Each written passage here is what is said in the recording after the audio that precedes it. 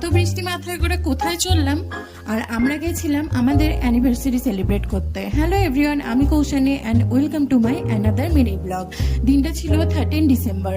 তো আমরা আগে থেকে একটা রিসর্ট বুক করে রেখেছিলাম, আর সকাল সকালবেলা সেই রিসর্টের উদ্দেশ্যে প্রায় 30 কিলোমিটার গাড়ি ড্রাইভ করে চলে গেছিলাম। পৌঁছেই আগে সুইমিং পুলের চারপাশটা ঘুরে নিয়ে খুব খিদে পেয়ে গেছে, তো চলো এখন চলে যাই খেতে।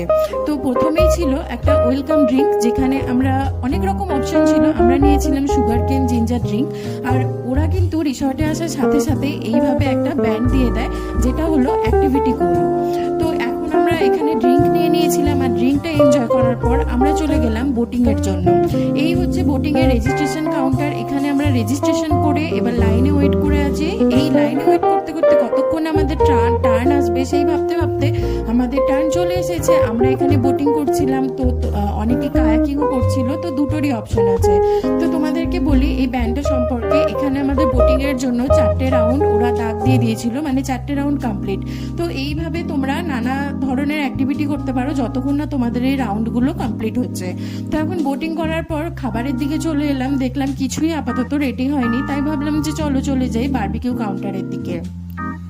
এখান থেকে বারবিকিউ এর একটা প্লেট নিয়ে আমরা ভিতরে চলে গেলাম খাবার জন্য। তোমরা চাইলে বাইরে বসেও খেতে পারো, আবার ভিতরে প্রচুর সিটিং অ্যারেঞ্জমেন্ট আছে, তো সেখানে বসেও তোমরা খেতে পারো।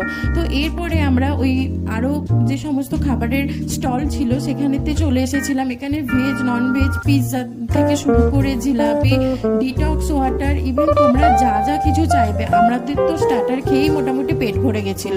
স্টার্টারের বাইরে আমরা তো মেন কোর্স কিছু খাইনি, কারণ স্টার্টারগুলো খুবই টেস্টি ছিল, আর আমার সব থেকে ভালো লেগেছে বারবিকিউ চিকেন।